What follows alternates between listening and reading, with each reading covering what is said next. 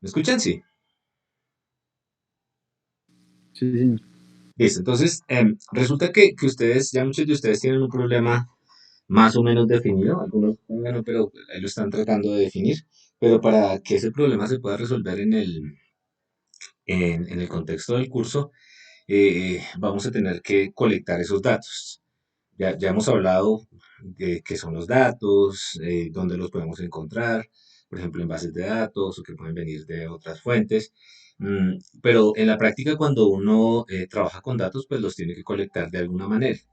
Entonces, el inventario de datos es una herramienta que nos permite documentar cuáles son las posibles fuentes de datos que eventualmente o potencialmente pueden ayudarnos a resolver la pregunta que hayamos formulado inicialmente. ¿Listo? Entonces, este es un inventario, este es un documentico que nos cuenta que es un inventario de datos. Es cortico, son 3 páginas, simplemente lo vamos a cubrir. Y la idea es que construyamos algo, ya les muestro cómo. Entonces, un inventario de datos no es más que una lista de conjuntos de datos con sus metadatos que describen el contenido, la fuente, el tipo de licenciamiento y otra información útil sobre estos datos. Entonces, cuando uno tiene un problema ya bien definido, pues ya puede sentarse a pensar en qué conjuntos de datos podrían ser de utilidad para resolver ese problema. Entonces, la idea no es solo construir una lista, sino es construir una lista con unos datos adicionales que nos pueden servir o nos van a servir después para poder hacer análisis y digamos, para armar toda la infraestructura que se necesita para el análisis posterior.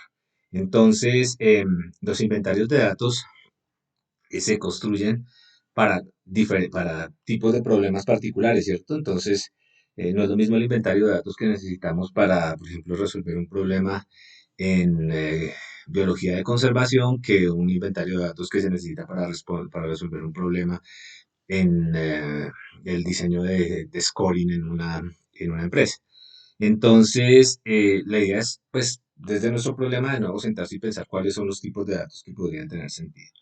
Listo, entonces, cuando nosotros tenemos esa lista y la tenemos organizada, pues tenemos una base de datos de referencia que nos permite localizar, administrar y usar y compartir potencialmente esos datos. Digamos que es un insumo que uno le puede dar a la gente con la que está trabajando y sobre ese insumo puede trabajar también con otras personas en la organización.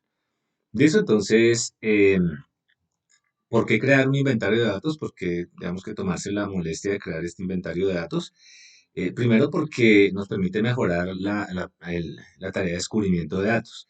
Eh, una vez ustedes tienen el problema ya bien acotado, entonces ustedes pueden empezar a pensar en dónde podrían encontrar datos dentro de la organización o externos que les ayude a responder esas preguntas que ustedes han planteado. Pero si ustedes no lo hacen de manera sistemática, corren el riesgo de que alguna fuente importante se les quede por fuera. Entonces, tener una lista les sirve para eso. ¿Listo? Cuando construimos el inventario de datos, generalmente vamos también a incluir si los datos están bajo licencia o no están bajo licencia. Obviamente, distintos tipos de licencia, como lo discutíamos antes, los datos tienen eh, un valor y hay unos datos que por los cuales cobran, otros datos no cobran y tenerlos mapeados es importante. Listo, entonces, ok. Aquí hay unas interesantes. Pero está. Listo, entonces, también para qué nos sirve para mejorar la gobernanza de datos. La gobernanza de datos es el proceso mediante el cual yo organizo los datos dentro de una organización. Y cuando ustedes trabajan con gente que hace data governance, para los que no lo saben, ahí, por ejemplo, la universidad tiene una especialización en gobierno de datos. Una de las primeras tareas que hace el, el encargado del área de gobierno de datos en las organizaciones es construir estos inventarios. Eh, de nuevo, para todas las necesidades de las organizaciones. Digamos, pues como lo que haría cualquier persona que construye un inventario, solo que este es un inventario de datos. También nos sirve para informar decisiones acerca de la administración de los datos. Eh, si nosotros sabemos qué datos tenemos, podemos, por ejemplo, preguntarnos o qué conjuntos de datos tenemos, preguntarnos sobre la calidad de los datos con los que estamos trabajando. De eso vamos a hablar un poco más adelante. Y podemos pensar, por ejemplo, utilizar plataformas para poder desplegar nuestros datos. Cuando ustedes trabajan en organizaciones de gobierno, esa es una necesidad que seguramente se les va a presentar en algún momento. A ustedes les van a golpear la puerta y les van a decir, venga, ¿cómo podemos desplegar algunos de estos datos en esta plataforma de datos abiertos del gobierno? Listo, también nos sirve para informar el desarrollo de productos. Si nosotros tenemos mapeado los datos que nos sirven para resolver cierto problema, esos datos eventualmente nos pueden servir en sí mismos como un asset, como un valor y podemos montar productos sobre esos datos. ¿Piensan ustedes en que lo que están solucionando alguno de sus problemas, por ejemplo, ustedes pueden construir un nuevo producto y ese producto tiene que estar mapeado en unos datos y eso está necesariamente en el inventario de los datos? Y también pueden tener un récord legal. Hay unos datos que ustedes que tienen cierto nivel de privacidad en las organizaciones y tenerlos mapeados es importante. Saber que hay unos datos que toca trabajar con mucho cuidado dentro de lo que estén manejando es algo importante. Listo, entonces, en resumen, los inventarios de datos nos ayudan a- a dar información útil sobre dónde están esos datos, la calidad de esos datos y los marcos legales y técnicos que los cobijan. ¿Listo? Ok, entonces, los inventarios de datos en sí mismo es un conjunto de datos, ¿no? Ahorita vamos a ver uno. Eh, eso como tal es un asset, tiene un valor. Ahorita vamos a revisar en qué contexto tiene un valor. Entonces, la sola tarea de construir un inventario de datos es una tarea no trivial y nos va a dar un insumo que puede tener valor para lo que estén haciendo, más allá del valor que vayan a tener más adelante en su análisis. Listo, entonces pensemos, por ejemplo, la gente que estaba a mediodía, tenemos un ejercicio ahí de analítica de corrupción. eh, no existe un inventario de datos que nos diga qué conjuntos de datos podríamos utilizar para, por ejemplo, estudiar de manera detallada el problema de la corrupción en Colombia. Los datos están. Usted puede mapear datos del sistema de contratación, puede mapear datos públicos de diferentes entidades y municipios sobre contratación, puede mapear datos de inversión en obras públicas, por ejemplo, pero no existe una lista unificada que nos permita, o una única lista que nos permita identificar dónde están esas potenciales fuentes. Entonces, de entrada, eso ya es un instrumento valioso. Entonces, ¿cuáles son los pasos para construir un inventario de datos? Si rápidos. Primero, pues, como siempre, toca planear qué necesitamos meter dentro del inventario o plantear el inventario. Entonces, tenemos que considerar cuál es el propósito del inventario. Como lo decíamos ahorita, es distinto un inventario de alguien de datos que está haciendo scoring a alguien que está haciendo el problema de pesca. Entonces, hay que sentarse y pensar cuál es el conjunto de datos que eventualmente nos podría servir. Hay que pensar sobre la periodicidad y la actualización de esos datos. Entonces, eso es importante, a veces uno no lo ve y es que uno puede usar unos datos para un análisis en cierto momento del tiempo. Por ejemplo, datos de movilidad de COVID. Pero supongamos que Google, por alguna razón, Google despliega sus datos de movilidad, pero por alguna razón deja de desplegarlos. Entonces, los análisis que podemos hacer si los datos no se están desplegando, pues obviamente están limitados. Entonces, tenemos que pensar en si la data con la que vamos a trabajar va a estar actualizada y se va a actualizar periódicamente. Listo, también tenemos que definir cuáles datos vamos a decidir incluir. Los datos no necesariamente vienen en digital. En algunos ejercicios, por ejemplo, a veces nos toca trabajar con data que está en físico. Y eso implica un paso adicional y es coger la data física y de alguna manera digitalizarla. Entonces, eso en sí ya es un solo problema. En algún momento, por ejemplo, estuvimos hablando con una gente que estaba haciendo análisis de datos para reclamaciones de una telefónica. Las reclamaciones se hacían en ese momento en su mayoría en formatos de papel. Y literalmente lo que les tocó hacer a ellos fue contratar un batallón de personas para poder codificar esos datos de manera estructurada. Les diría, pero ¿por qué no usaron Machine Learning y estas cosas? porque los tiempos no daban para hacer eso. Entonces era para un pleito que tenían allá un alegato el juez que estaba decidiendo sobre ese alegato dio unos tiempos que en general cuando uno trabaja en ese tipo de problemas son tiempos finitos, entonces no se puede pasar más allá de eso. Entonces, lo que les estoy diciendo es que si hay que contratar gente para digitar y para eh, estructurar los datos desde papel, si hay que hacerlo porque los tiempos son limitados, hay que hacerlo. ¿Listo? Entonces, claro, a veces uno quiere que todo quede súper automatizado, pero hay cosas que hay que hacer de esa manera. De nuevo, es por una cuestión de tiempo. ¿Ok? Entonces, eso es importante. Y finalmente, decidir cuál es el nivel de detalle que uno quiere. Entonces, si yo estoy trabajando con los municipios, puede que no necesite la división más pequeña de los municipios, digamos, los barrios y estas cosas. O de pronto, dependiendo del tipo de pregunta que me esté haciendo, de nuevo pensando en COVID, a mí me va a interesar, por ejemplo, estudiar los barrios. Entonces necesito ese nivel de detalle dentro de mis datos. ¿Ok? Entonces, esta es una definición que es de utilidad. Un dataset es una colección de datos que se relaciona a una temática común y que fue curado para un propósito.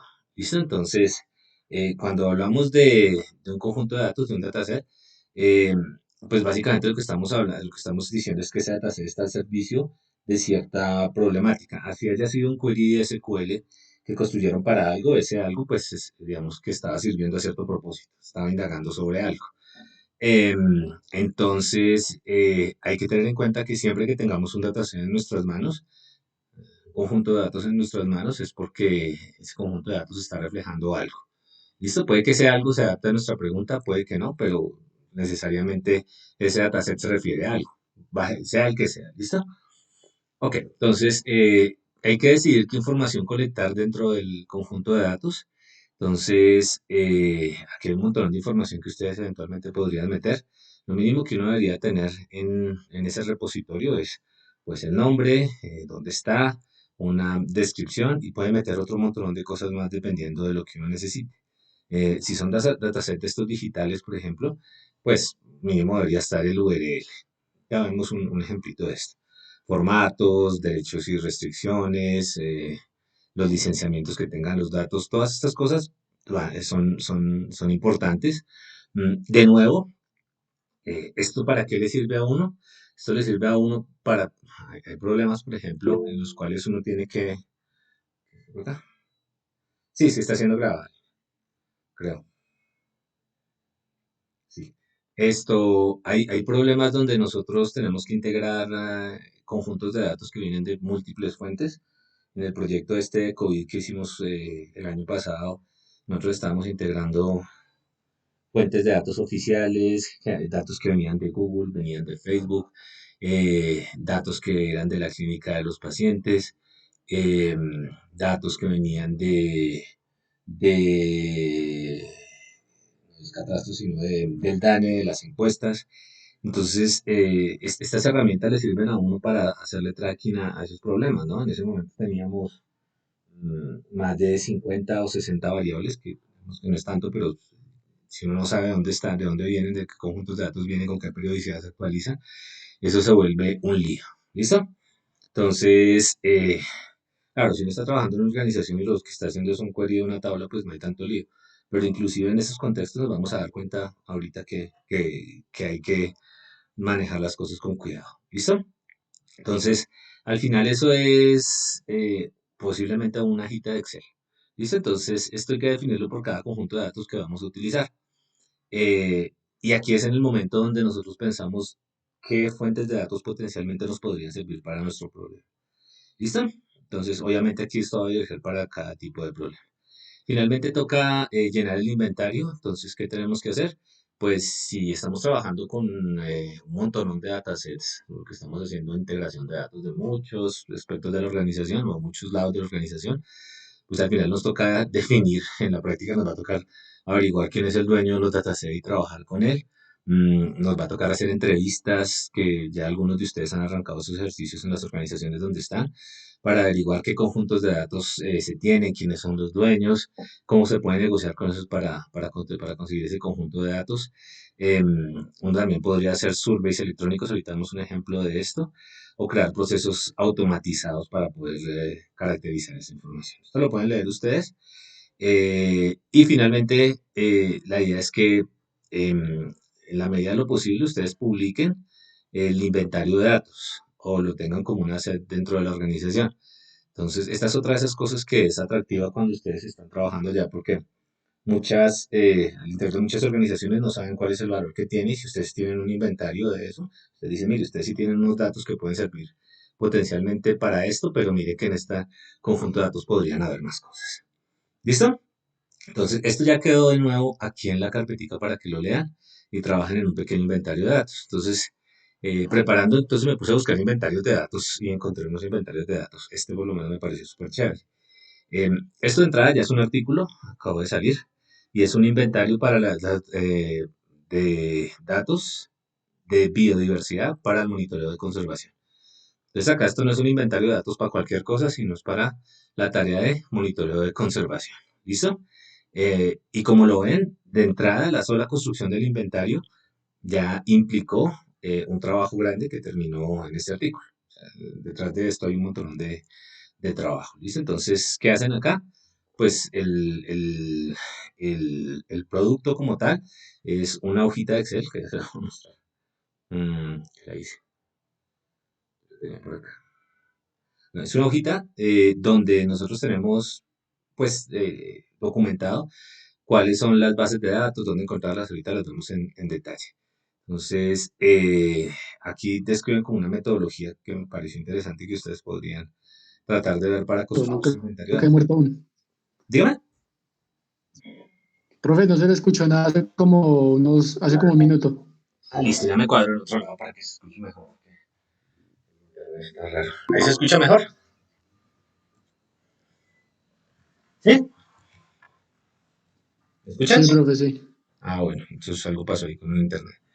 Ah, listo, entonces les estaba contando sobre este, que es un inventario de datos de biodiversidad, es un ejemplo de las cosas que se pueden hacer. Entonces, acá lo que se hizo fue inventariar las bases de datos que existen con un potencial para monitoreo de la biodiversidad. Incluyen estados de biodiversidad, presiones, respuestas de conservación en múltiples niveles, y hay un montón de bases de datos. Y les decía que aquí hay una metodología que les podría ayudar a trazar algo para que ustedes construyan de su lado. Entonces, esto se los dejé, creo que allá. ¿Qué? Esto es Plus One. Esto es Plus. Entonces, ahí no hay ningún problema. Ahí lo pueden usar. Pero quería ver quería mostrarles la, cómo queda al final. Este no es el inventario. Ok. Este al final. Este sí es el inventario. Este se los dejé también ahí, creo, para que le echen una mirada. Entonces, en este punto es que ustedes tienen que sentarse a pensar dónde podrían haber fuentes de datos que eventualmente les sirvan para resolver el problema. Como lo ven, esto se hace después de que uno tiene el problema bien ubicado, porque si uno lo hace antes, está, digamos que, disparando donde no tiene que disparar. Entonces, este son las fuentes de datos, este es el inventario como tal. Y lo que hay acá es la fuente de datos, el dueño de la fuente de datos, el URL, la descripción. Me deja ver si hay algo más. Creo que hay otra cosa ahí. Y aquí están, por ejemplo, todas las fuentes de datos que uno a las cuales podría acceder. Entonces, el punto es que no hay, ustedes, claro, podrían buscar por databases biodiversity, pero no necesariamente van a encontrar el nivel de detalle que está en este inventario de datos. Entonces, hacer algo así para para nuestros problemas es importante. Y en últimas, como todos vamos a terminar trabajando en datos, pues la idea es la idea es por lo menos una vez en la vida construir esto y hacer la tablita para eso. ¿Listo? Entonces, entendido que es un inventario de datos y cómo lo podemos construir dentro de nuestros datos. ¿Sí o no? Porque eso es otro entregable, es parte de otro entregable. ¿Sí? Que Calle otorga, listo. Entonces, yo asumo que sí. Ya quedó ahí esto y ya quedó el ejemplo del inventario de datos. Pueden buscar más inventarios y darse una idea de cómo se hace. Ok, obviamente eso es más tiempo, hay que pensar y hay que conocer bien la organización, etcétera, etcétera, pero ya eso nos habla. Listo, entonces, aquí media hora, debes dejar un poquito más de tiempo para que discutamos de esos problemas. Entonces, vamos a arrancar con algo que se llama el Initial Data Analysis. Estamos haciendo entendimiento de los datos. Entonces, después de que hacemos el inventario y conseguimos los datos, nos toca sentarnos a entender qué hay detrás de esa data. Esa era la segunda fase de la metodología que estábamos siguiendo. Entonces, vamos a partir de esa fase en dos grandes subfases ya desde el punto de vista práctico. Una es el Initial Data Analysis, que es su nombre lo indica, es el análisis inicial de los datos, que es lo que vamos a ver en estos días. Y la otra es el Exploratory Data Analysis. El Initial Data Analysis se enfoca en básicamente asegurar que los datos tienen buena calidad y que ese análisis de la calidad de los datos pueda informar a su pregunta, a sus preguntas de investigación. Ahorita vemos un poquito qué es eso.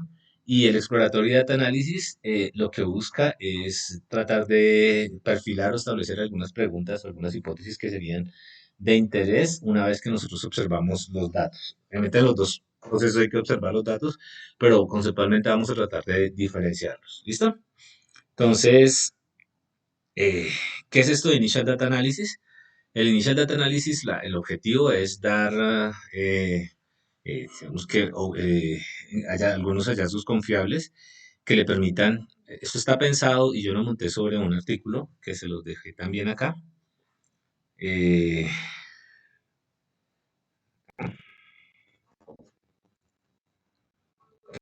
Cuando quiera, una carpetita que se llama Initial Data Analysis, no, material y Initial Data Analysis. Entonces, aquí hay una metodología que es como de hace un par de años. Esta metodología se publicó en Observational Studies, y, que es un journal de gente que hace investigación en medicina. Eh, no lo he dicho, pero hay dos grandes bolsas de tipos de datos. Hay unos datos que son datos que resultan de un diseño experimental. Entonces, usted se sienta y arma, por ejemplo, un experimento de controles y grupo de intervención y diseña de manera muy detallada su experimento y saca unos datos y desde ahí analiza, por ejemplo, con un diseño factorial, hay varias cosas ahí y existen otro tipo de estudios que son los estudios más cercanos a los que ustedes están haciendo, que son estudios observacionales. Entonces, en los estudios observacionales, el investigador, en este caso ustedes, em, colectan datos, observan un fenómeno y empiezan a colectar datos de ese fenómeno. Entonces, hay una distinción entre esas dos cosas, porque una cosa es que yo tengo un experimento muy bien diseñado al principio y yo ya sé qué tipos de datos voy a obtener y los tipos de datos que voy a obtener los analizo en términos del diseño experimental que tengo. Eso es lo que uno haría, por ejemplo, cuando hace experimentos en biología o en medicina o inclusive en algunos dominios de ciencias sociales. Pero la mayoría del análisis que uno hace en ciencia de datos es observacional. Entonces, yo llego a una organización que observo el proceso de venta de la organización, observo el proceso de cómo se asignan préstamos o cómo la gente paga los préstamos en una organización. Ahí yo no tengo ningún experimento formalmente dicho, yo no estoy manipulando ninguna variable experimental respecto a cómo están pagando, no por lo menos en ese momento, sino lo que estoy observando es el proceso de pago y tratando de construir o entender qué está pasando ahí. ¿Listo? Entonces, el asunto es que, pues, el Initial Data Analysis se puede utilizar para en los dos casos, pero cuando nosotros estamos haciendo estudios observacionales necesitamos considerar algunos elementos adicionales, ¿listo? Porque básicamente sobre la data que tenemos no tenemos control, a diferencia de los estudios experimentales que uno puede plantear inicialmente, ¿listo? Entonces, los estudios observacionales es data que viene, es data que yo observo, Hay una charla muy chévere que se las voy a poner, se las voy a buscar, y es la diferencia entre estudios observacionales y su rol ahorita, por ejemplo, en la pandemia. Eh, y su rol en la pandemia. Entonces, el asunto es que lo que están haciendo los epidemiólogos es observar el fenómeno de la epidemia y desde ahí tratan de concluir. Y eso es bastante interesante. Pero bueno, entonces el asunto es que ellos plantean un marco de trabajo para poder hacer este Initial Data Analysis. Y ese marco de trabajo es el que vamos a revisar. Entonces, ese artículo ya está ahí, se lo recomiendo que lo lean. Y es como que ponen de manera organizada algunas cosas que uno haría como, intentaría hacer como intuitivamente, pero me pareció bonito y me parece una herramienta interesante. Ok, entonces, ¿cuáles son los pasos del Initial Data Analysis? Entonces, lo primero que tenemos que hacer es recurrir a organizar o configurar toda la metadata que tengamos disponible para el análisis de nuestro problema. Entonces, en el Initial Data, en el Metadata Setup, en la configuración de la metadata, pues nosotros vamos a los diccionarios de datos que tengamos. Recuerden que los diccionarios de datos nos describen la estructura de la data que tenemos y vamos a la metadata que acabamos de construir en nuestro inventario. La idea de la metadata, ahorita vamos a hablar de esto, es que la metadata nos está diciendo qué hay dentro de ese conjunto de datos, básicamente.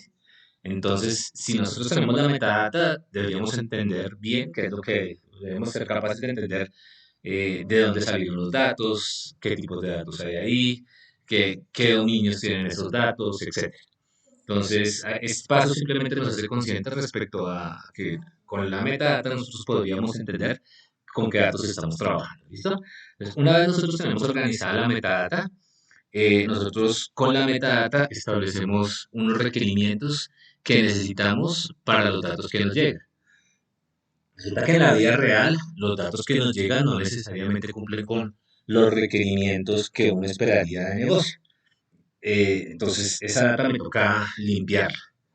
¿Qué significa que me toca limpiarla? Pues que me toca hacer algo para poder detectar esos errores y corregir esos errores para que quede la data alineada con lo que yo entendí que, que tenía que ser mis datos de acuerdo a lo que la metadata me estaba diciendo. Ahora vamos en detalle. El data screening es simplemente la idea de listar y documentar todos esos hallazgos que yo tenía en el data cleaning.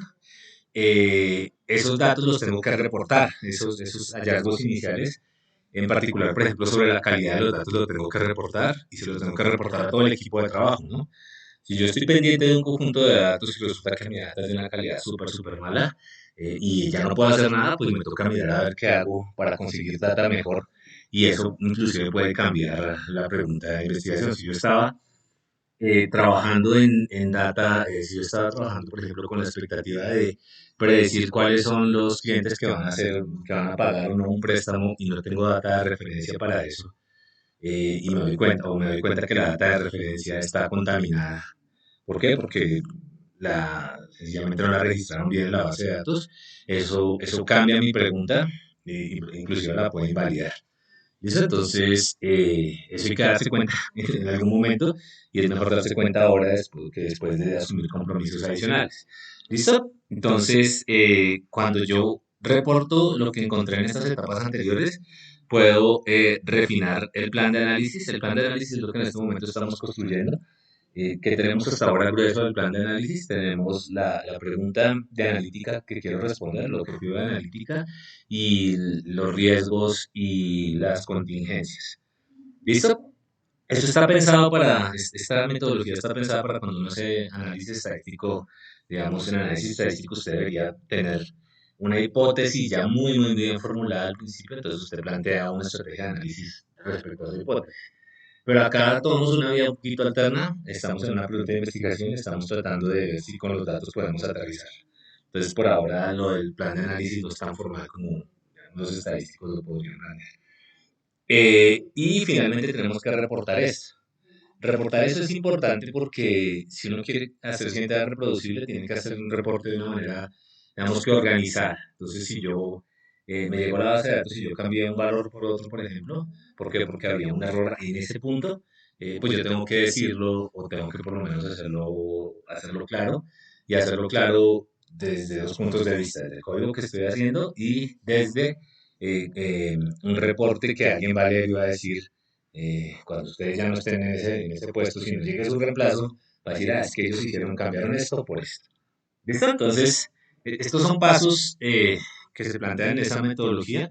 Son pasos que uno, digamos, asume lógicos, pero le ayudan a organizar esta idea de analizar los datos y darse cuenta cuál es la calidad que se tiene. Entonces, de nuevo, que es el setup de la configuración del metadato, pues de los metadatos, pues simplemente configura toda la información de background requerida para poder hacer los siguientes pasos del Initial Data Analysis.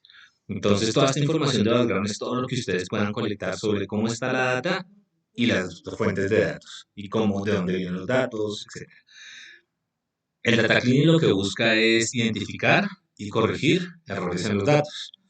¿Listo? Hasta donde se pueda corregir esos errores, ¿no? Hay errores que uno no puede corregir porque sencillamente la data venía mal, pero hay unos errores que vamos a ver digamos, que no son tan complicados de corregir y pues los podríamos corregir nosotros.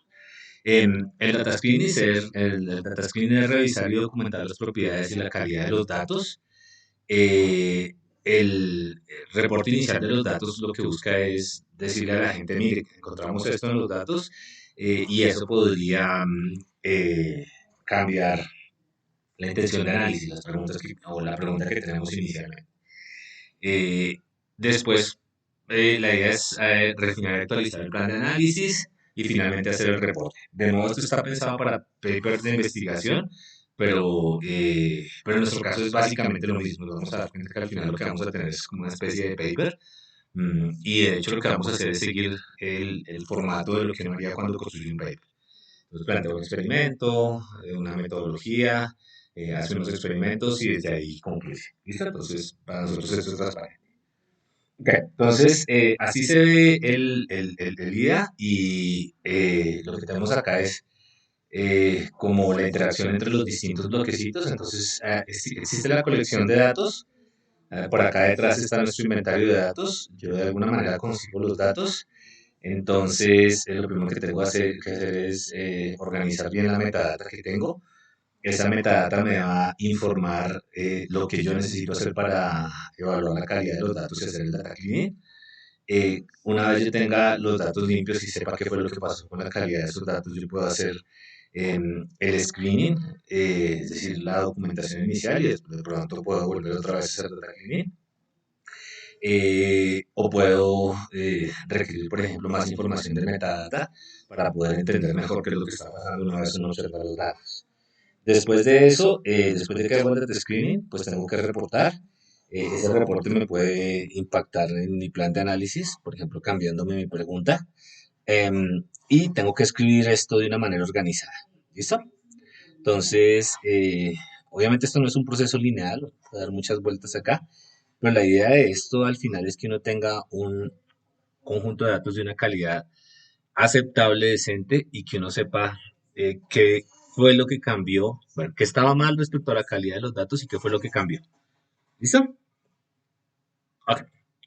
Entonces, eh, lo que uno debería es que, lo que uno querría hacer es tratar de aterrizar la pregunta en términos de la realidad de los datos que uno tenga.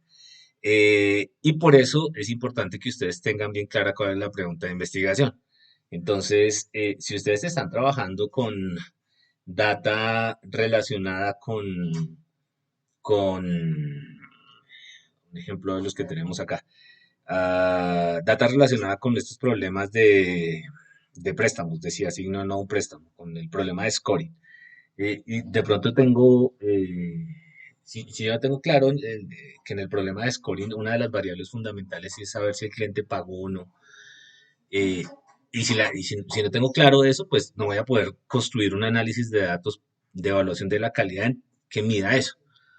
Entonces yo tengo que tener muy claro y siempre presente hacia dónde voy en términos del análisis de datos y todo lo que yo hago respecto a calidad de datos, respecto a diseño experimental, todo va pensado ahí.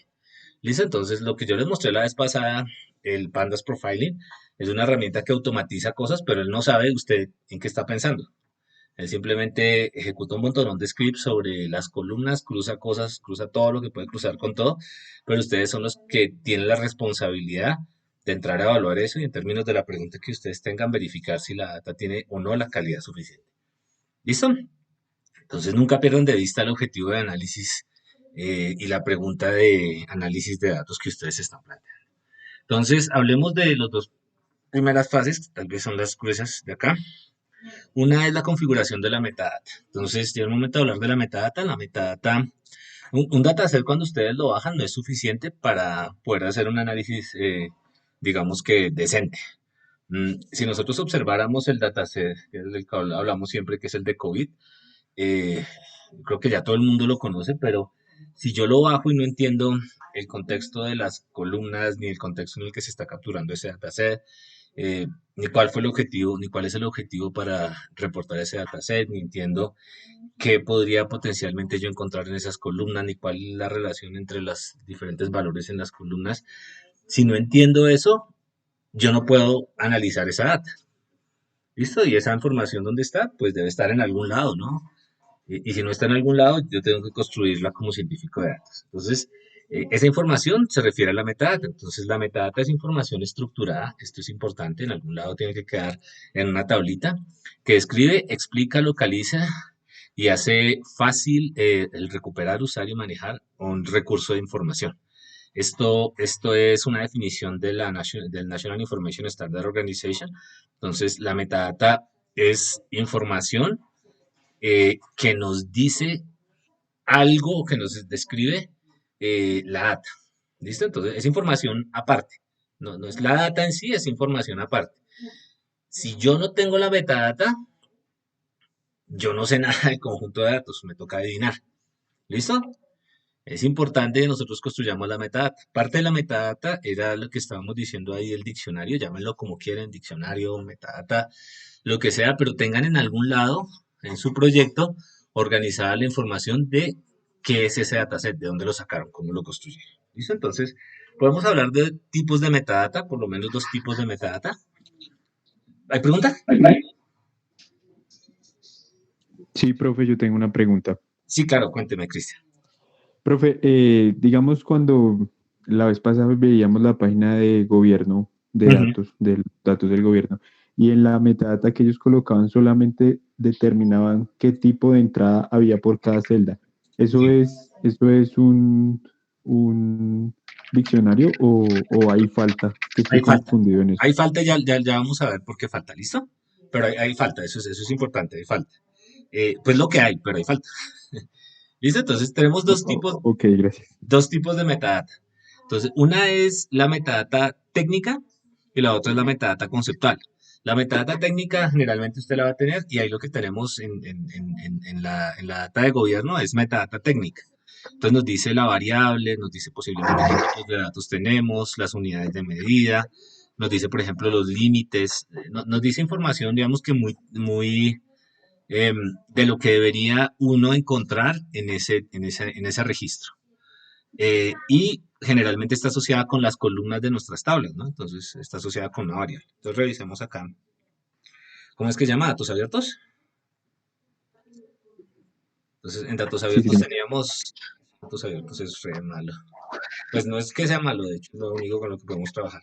Pero el problema con datos abiertos es que es como lento. Entonces estamos trabajando en pesca. Sectores críticos por exceso de velocidad. Ah, mire, este está bonito. Otro más. Mire, este es uno nuevo. Lo subieron hoy. Sectores críticos por exceso de velocidad. Am, esto es data. Esto es metadata, ¿cierto? Entonces, veamos unos registros de esta data. Dice aquí IDCON, IDMT, código de vía del Ministerio de Transporte, entidad a cargo de la vía, código de sección de tramo vial, descripción, punto de referencia, coordenada geográfica. Acá hay más. Longitud, clasificación, municipio, departamento y código de bipolar. Categorización de la importancia del sector. Número de casos con exceso de velocidad. Este es el que nos interesaría, ¿cierto? ¿Por qué? Porque es una base de datos de sectores críticos de exceso de velocidad. Entonces son los segmentos que nos dice velocidad. Aquí tenemos aquí subiendo Nadia, escaleritas. cierra el micrófono. Au. Nadia. Ay.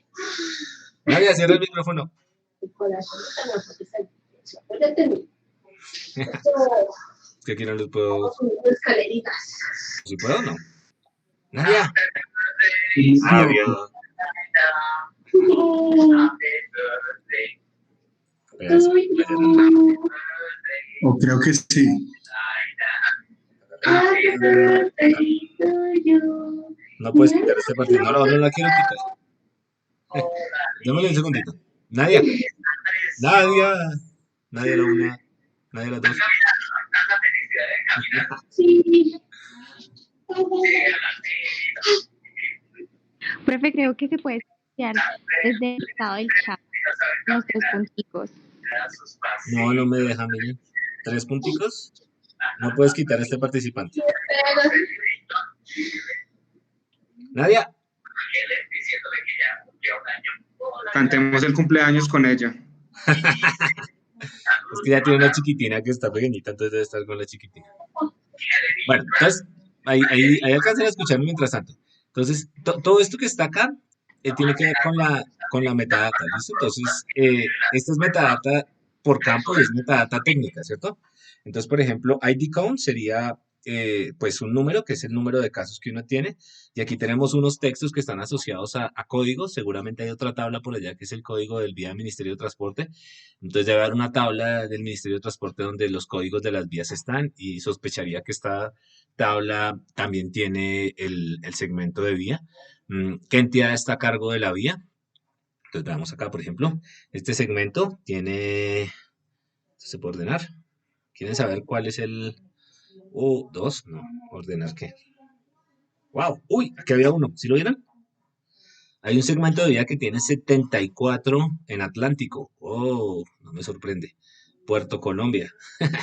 Listo, entonces, claro, aquí en cada una de estas columnitas, nosotros tenemos, en la metadata nos está describiendo qué tipo de dato tenemos, ¿listo? Entonces, todo eso es data técnica.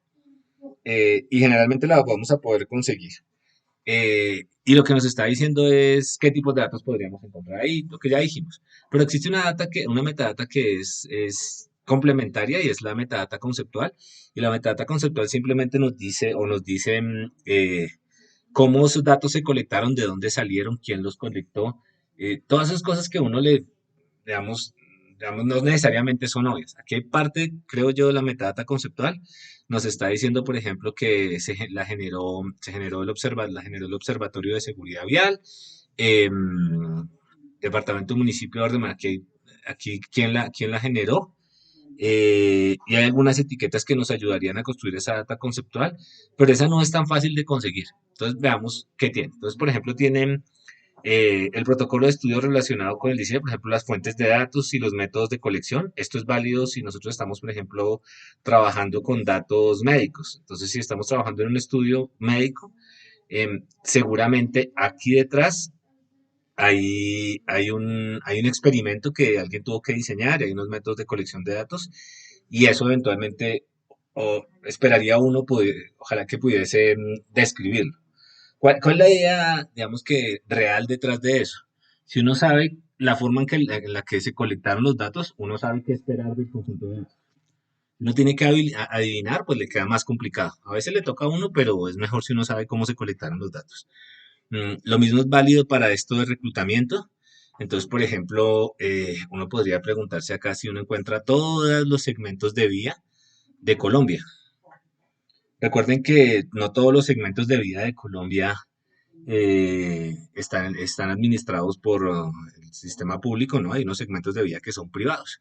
Entonces uno podría preguntarse si los privados también están reportando el número de casos acá adentro, ¿no? Hay vías privadas, por ejemplo, al norte de Bogotá hay un montón de vías privadas, pues no un montón, pero sí hay algunas vías privadas en esos conjuntos así súper caros en la 200 y pico detrás de Vima.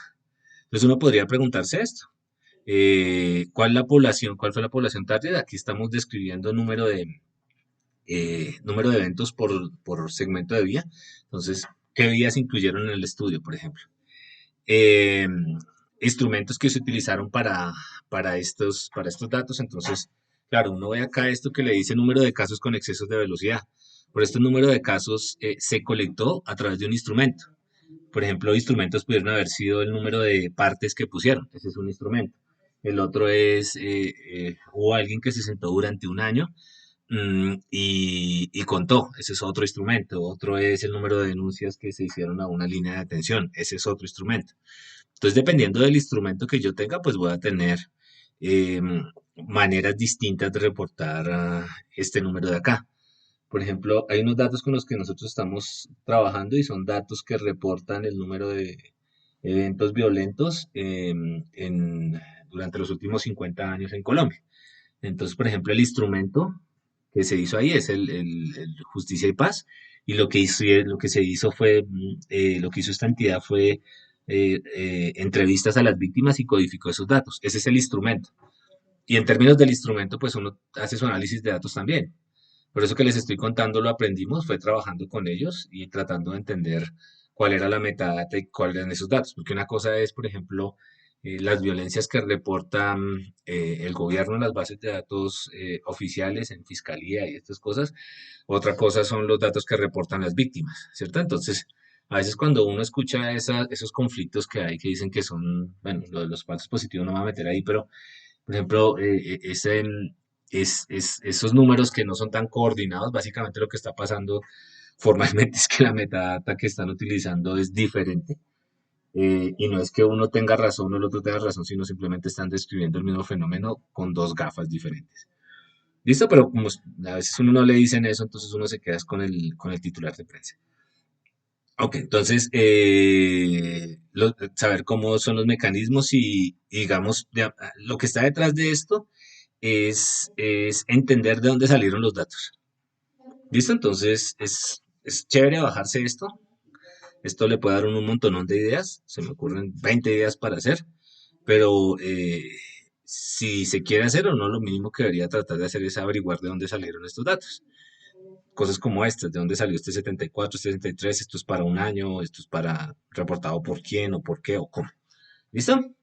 Entonces, esto tiene implicaciones, ¿no? Y las implicaciones es que yo puedo usar estos datos para crear cosas, productos, hacer análisis, pero el valor de esos análisis en últimas no va a ser tan claro si yo no tengo claro de nuevo dónde salieron los datos. Ok, entonces, la metadata generalmente yo la voy a poder encontrar, por ejemplo, con los headers de los archivos. Entonces, si yo estoy trabajando con data no estructurada, con imágenes, recuerden que esto no tiene estructura, generalmente los headers, por ejemplo, en el caso de imagen médica, lo veíamos la vez pasada, uno puede encontrar bastante metadata. Esta metadata generalmente es metadata de orden técnico. Entonces, por ejemplo, quién fue el médico que lo ordenó, qué tipo de imagen se estaba tomando, en qué máquina se tomó, cuándo se tomó, bajo qué protocolo de adquisición se tomó, etcétera. ¿Listo? Entonces, pues obviamente sobre quién se tomó, toda esta es data técnica, pero esta data, la data conceptual, la metadata conceptual que está detrás de esto, pues implicaría que tenemos que hablar con el radiólogo y verificar esto de dónde salió. Por ejemplo, esta imagen pudo haber salido de un estudio que se hizo. Los médicos estaban diseñando algún tipo de estudio para evaluar alguna patología y el estudio, digamos que tiene un rational detrás y un diseño experimental detrás. Eso va a condicionar obviamente los datos que yo espero. O podría ser data referente a datos sacados de los registros de la historia clínica. Entonces ahí yo podría tener otra distribución de datos diferente y los registros podrían ser diferentes. Entonces la idea de la metadata es entender qué hay dentro de esos datos y de dónde salieron. Para poder trabajar con metadata, de nuevo preparando uno aprende un montón, encontré este proyecto que lo escribían por ahí en algún lado, se llama el RedCap. Y el RedCap es una base de datos en línea que nos permite almacenar registros de metadata. ¿Listo? Entonces, ¿qué es esto? Esto no es más que un sistemita en línea. ¿Ustedes han usado Mendeley o algo así? Mendeley, donde uno organiza como las referencias. Entonces, si ustedes han usado Mendeley, este es como el Mendeley de la metadata. ¿Y qué hace esto? Uno puede tener la metadata, la puede estructurar y puede hacer búsquedas sobre metadata. Entonces, este es un proyecto como chévere. Aquí dicen cómo se puede usar la metadata. Creo que hasta donde entendí, hay un artículo detrás de esto, Hasta donde entendí, para usarlo hay que tener como una cuenta institucional, pero no entendí bien. Sí que tienen que meterse a este consorcio. Eh, pero, por ejemplo, piensen ustedes en esto que están hablando ellos, que es COVID. Entonces, la gente que está haciendo COVID necesita cualquier cantidad de datos para hacer el análisis. Entonces, por ejemplo, no es suficiente con la data que uno baja del Instituto Nacional de Salud. Por ejemplo, si yo quiero comparar tasas de velocidad de propagación o estas cosas, o esos arreceros o estas cosas en distintos países, pues yo necesito acceder a esos datos. Pero una cosa es acceder a los datos y otra cosa es entender cómo se capturaron esos datos. Este tipo de repositorios le sirven a uno para eso. ¿Listo? Entonces, ahí les dejo la inquietud, aquí para que le echen una mirada. Yo no lo he trabajado, pero podría ser de interés para alguno de ustedes. ¿Listo? Entonces, de nuevo, la metadata es data estructurada que describe lo que hay por detrás de los datos. Entonces, lo ideal es que se almacene en un registro electrónico, origina una hojita de Excel si el proyecto es pequeño, o inclusive, si es necesario, que se crea una base de datos solo para almacenar la metadata. La metadata es muy valiosa y hay un montón de trabajos alrededor de escribir no la data, sino la metadata. Entonces piensen ustedes en imágenes. Entonces, a veces la metadata que está con la imagen es inclusive más valioso que la misma imagen si la imagen tiene dificultades. Y hay bastante trabajo, por ejemplo, mezclando metadata y data no estructurada. ¿Listo? Entonces, para nosotros después vamos a complementar esta metadata con data anotada, pero por ahora veámoslo de esta manera. ¿Listo? Entonces, nuestra metadata también va a quedar en algún lado. Para nosotros va a ser posiblemente una hojita de Excel, describiendo nuestros diccionarios y pues de manera completa y clara de dónde salieron esos datos que estamos utilizando. Entonces, eso simplemente es para decir que cuando estemos leyendo los proyectos y los estemos trabajando y tengamos un conjunto de datos, en algún lado deberíamos tener la metadata para entender de dónde salieron esos datos. Entonces, por eso yo les decía desde el principio que esto no solo era bajarse una base de datos y trabajar con ella, sino es bajarse la base de datos y construir, eso debería estar en un inventario de datos, deberíamos tener la metadata organizada de alguna manera, todos esos insumos son importantes. ¿Listo? Ok, entonces aquí lo que estamos haciendo es organizando la metadata, así se ve el RedCap por dentro. Y hay más herramientas para eso, hasta donde leí. Ok, entonces, una vez uno tiene la metadata, se supone que ya entiende de dónde salió la base de datos y cómo está estructurada. Ese es el objetivo de la metadata. Lo siguiente que hay que hacer es establecer unos parámetros a partir de la metadata, unos parámetros de limpieza de datos. Entonces, lo que vamos a hacer acá en ese punto son dos cosas. Una es evaluar cómo están los datos respecto a la calidad que establece mi conocimiento de los mismos y tratar de curarlos o arreglarlos hasta donde más se pueda. ¿Listo? Entonces, de nuevo, si yo no conozco la metadata y no sé cómo se estructuró, no sé qué debería esperar de esos datos. Y si yo no sé qué debería esperar de esos datos, yo no sé si los datos están bien o están mal. ¿Ok? Ahorita hacemos un ejemplito en eso. Entonces, la idea es que los datos en RAW, es decir, las bases de datos que uno se baja, se procesen eh, y que lleguen de la manera más limpia, es decir, que lleguen en la mejor forma posible al análisis posterior. Entonces, posiblemente nos toca crear nuevas variables, revisar el tamaño de los formatos, algunas veces hay que mezclar o romper datasets para poder completar cosas. ¿Listo? Entonces, esto obviamente depende mucho de, de lo que ustedes quieran hacer, del objetivo y pues de la comprensión que tengan de dónde salió su base de datos. Entonces, el objetivo en este punto es tratar de encontrar esos errores y en la medida de lo posible corregirlos y documentar de dónde salieron esos errores, qué errores eran. ¿Por qué? Porque el análisis de datos en la práctica no solo se hace una vez, sino lo que ustedes hacen, los scripts que ustedes hacen para, por ejemplo, corregir errores y estas cosas, se van a tener que ejecutar en producción varias veces. Entonces no es que lo hagan una sola vez, piensen en que lo que ustedes hacen se va a llamar un montón de veces cada que la data se actualice. Entonces, esta es una estrategia que ponen ahí, me pareció chévere. Entonces, pensar en la búsqueda de errores es como imaginarse un segundo dataset, el dataset virtual, que incluya los valores actuales. Entonces, usted piensa, usted tiene su data y piensa cuál sería su data ideal y trata de ver qué diferencia hay entre los dos y en términos de eso, diseña lo que usted le gustaría o necesita evaluar respecto a la calidad de su base de datos. Listo, entonces, las fuentes típicas de error, vamos a nombrar algunas y ahorita vamos a hacer un ejemplito un poco práctico de eso. Entonces, esta es la fuente de error, estos son, lo que está aquí de este lado son la fuente de error, estos son ejemplos de esos errores que se podrían presentar. Entonces, una fuente de error típica, pueden haber más, es una inconsistencia entre los datos observados y los datos que ustedes esperarían que la metadata le dice. Entonces, por ejemplo, em, ustedes tienen, su metadata dice que ustedes solo, las personas solo se describen con dos géneros, femenino y masculino, y por allá les aparece una X. Entonces, ahí hay un error, ¿no? Hay un error de inconsistencia porque cuando ustedes colectaron los datos, ustedes especificaban que solo podían estar esos dos valores. Hay valores fuera del rango para variables continuas. Ustedes están, por ejemplo, trabajando con datos de salario y los datos de salario deben ser positivos y por alguna razón les aparece por allá un dato negativo. Entonces, si están trabajando con salario, está fuera del rango y ustedes deberían fijarse. Nótese que todas estas cosas que estoy diciendo acá requieren un contexto para poder hacer esa evaluación.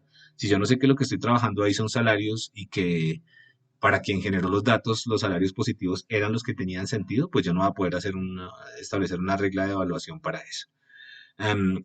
Fechas fuera del marco de estudio, entonces suele pasar, pues, estas cosas pasan comúnmente, la gente que trabaja conmigo lo sabe, entonces que le ponen a uno fechas y las fechas las exportan mal y entonces terminamos hablando de eventos que ocurren por allá en el futuro o en 1800 y pico. Valores que deberían estar llenos y no están llenos, entonces por ejemplo los nombres deberían estar llenos y no lo están. Número de observaciones repetidas, entonces eso pasa por ejemplo, les contaba la vez pasada que cuando se reportan los datos por ejemplo, en la policía que reportan las llamadas, a veces se pueden reportar más de un dato. De hecho, en la forma en la que los datos se capturan, a veces hay registros duplicados y esos registros duplicados no es porque sean dos llamadas distintas, sino porque algo pasó y lo insertaron dos veces. Entonces, esos registros duplicados toca mirarlos. Obviamente puede que los registros duplicados tengan sentido porque sean dos llamadas o sea un error. De nuevo, necesitan entender el contexto de dónde salieron los datos. Datos consecutivos que están fuera de orden, entonces ustedes tienen, por ejemplo, un log de visitas a una página y pues las visitas se hacen en tiempos organizados, ¿no? Primero visita a alguien, tiempo después otro, pero podría pasar que por alguna razón el timestamp, la estampa de tiempo, quedó registrada antes. Diferencias de tiempo no razonables, entonces en algún momento dan por allá algún valor de tiempo, se reporta algún valor en ese log, una visita bastante extraña, no sé, en el futuro o los intervalos de tiempo se sobrepasan. Entonces, todo esto se refiere a que cuando ustedes entienden la metadata, ustedes saben qué esperar de los datos, saben en qué rangos deberían estar y ustedes deberían hacer algo para verificar si la data que les llega, si está en esos rangos y si es coherente la data que ustedes están observando con lo que ustedes esperan. ¿Listo? Pasa mucho que uno esperaría que la data venga en el formato que es, pero la gente se equivoca.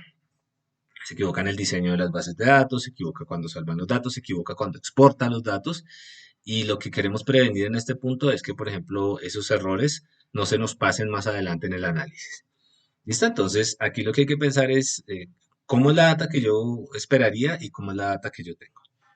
Otra fuente de error son inconsistencias en los valores reportados para una sola eh, variable. Entonces,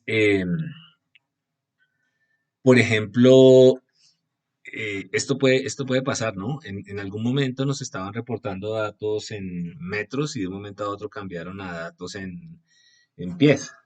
Entonces, las unidades en metros y las unidades en pies difieren.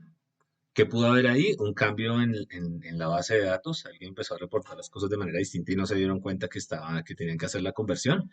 Y claro, lo que uno se pilla, lo que está pasando ahí es que hay datos que están en una unidad y en otra y pues van a estar distribuidos de manera diferente. Entonces, cosas como esas, hay bastantes ejemplos, uno los puede pensar.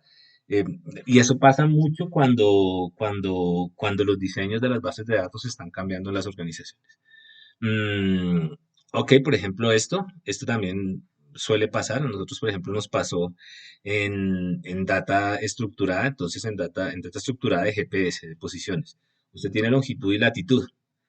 Entonces, por alguna razón, el servicio que ellos contrataban para poder meter la latitud y la longitud intercambiaba latitud por longitud. Entonces, los puntos nos quedaban por allá en la Antártica, no me acuerdo dónde era, bueno, quedaban lejos. Entonces, uno se puede pillar esos puntos y después switcharlos. Eso es un error, una inconsistencia, porque se switcharon dos labels, dos columnas. Esto es súper, súper común y es una manera de trabajar. Lo confieso, esto todavía yo peleo con estos formatos de fechas porque los formatos de fechas tienen que estar especificados. ¿A qué me refiero? Si yo les digo 0505 03, ¿de qué estoy hablando?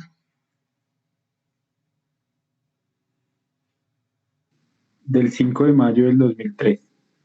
¿Y por qué no al revés? 5 de mayo del 2003.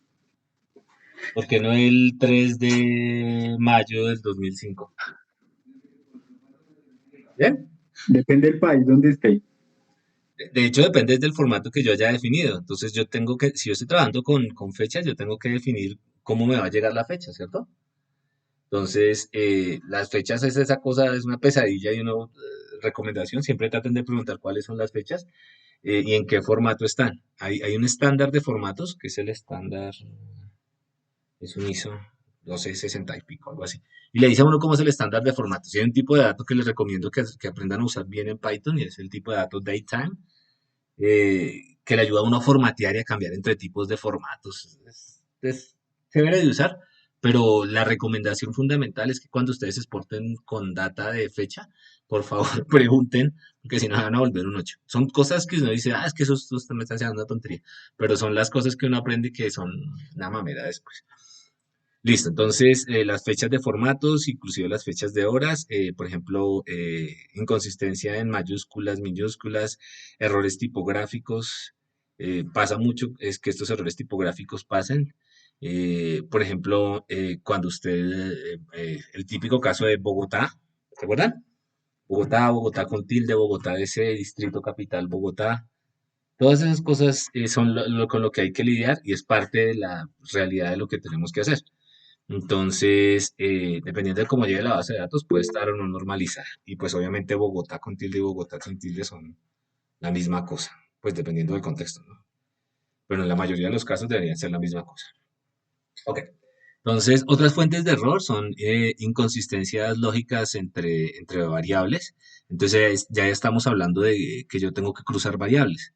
Entonces, por ejemplo, que aparezcan hombres embarazados o que aparezcan mujeres con vasectomía.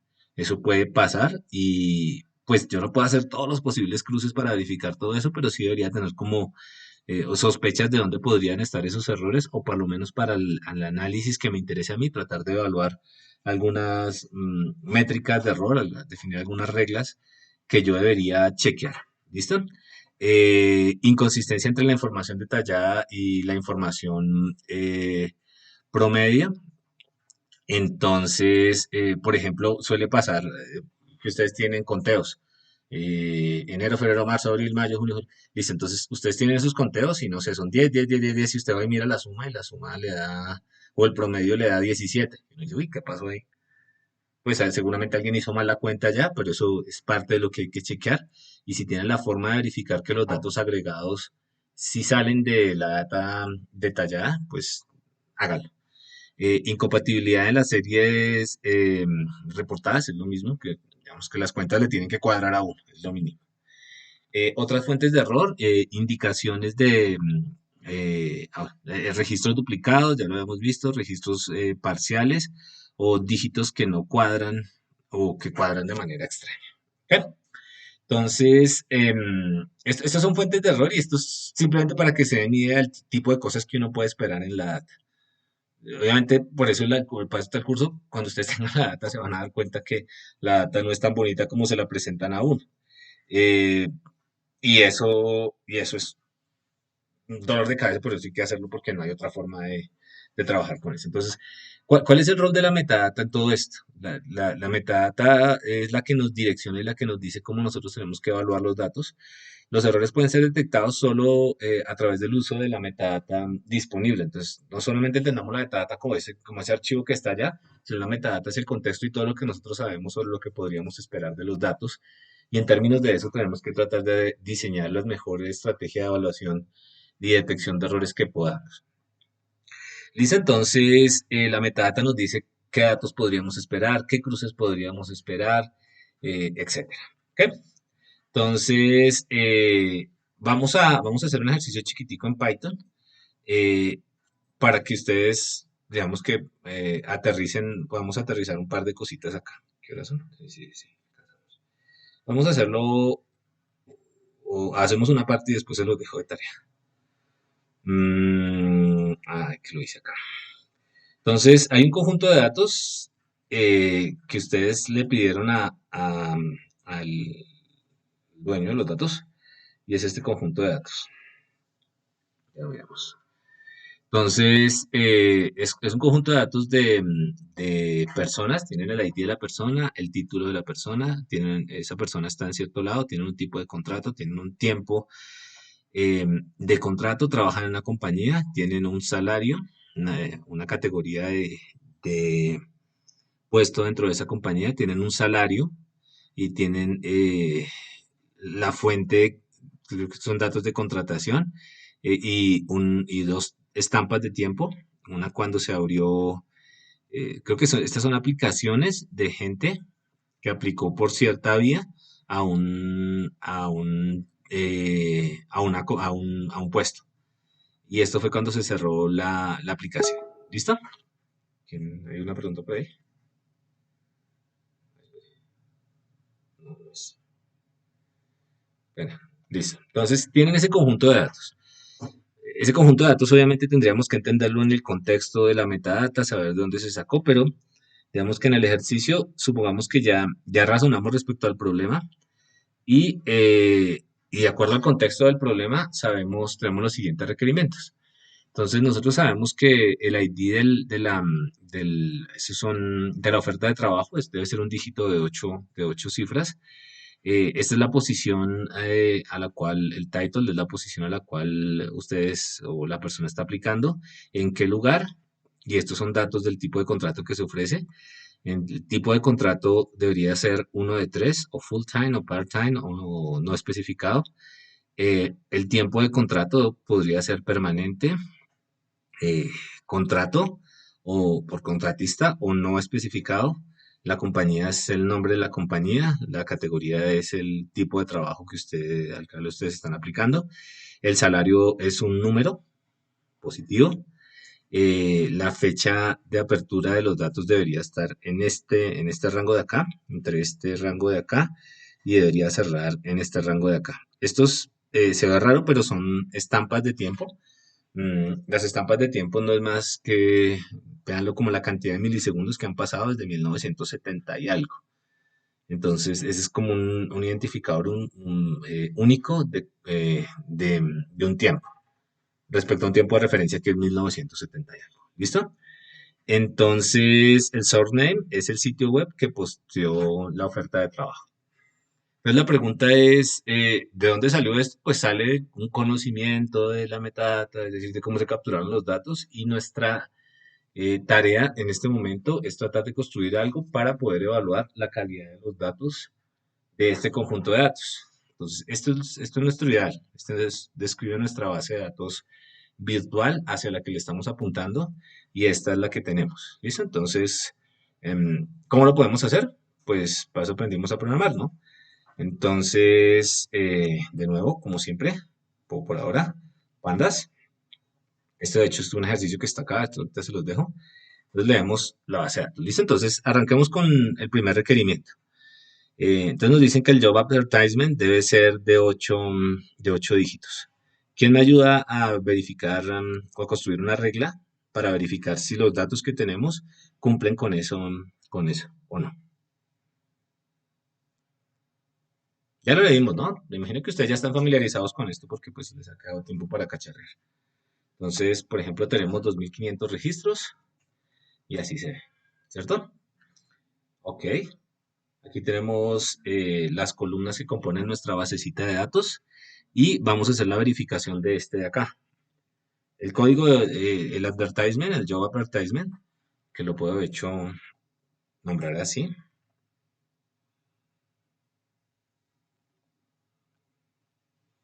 Este es el job advertisement, ¿no? Vamos a ver cuántos de esos hay. Vamos a ver si esto se puede hacer así. Este es el número de job advertisement que hay, ¿no? Hay 2577, ok, ese es el mismo número. Pero nos dicen que esos deberían ser textos de 8 dígitos. ¿Cómo verificamos eso?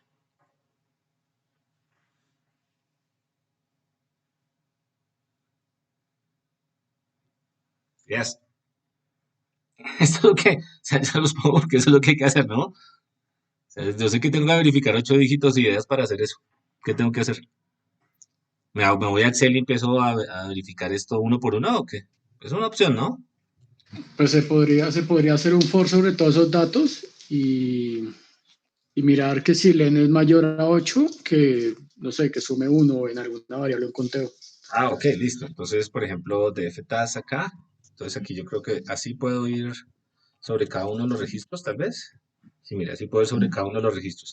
Entonces el compañero nos dice que convertamos esto en un string y miremos que el tamaño sea igual a qué. A 8, ¿cierto? Entonces, si es 8, está bien. ¿Cómo es que hago el diferente? ¿Así? Sí.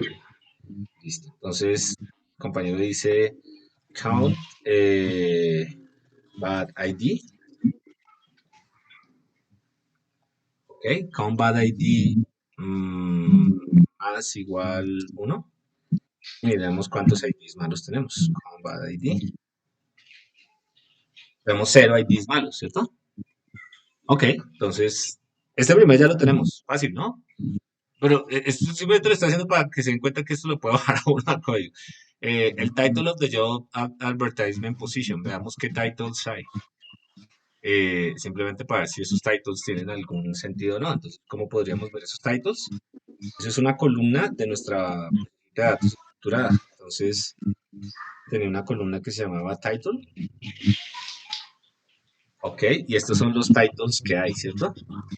Vamos a ver, hay 2076, digamos aquí en unique, a ver si hay 2076. Estos son. Entonces veamos, cuando le dijimos unique, ¿cuántos hay realmente?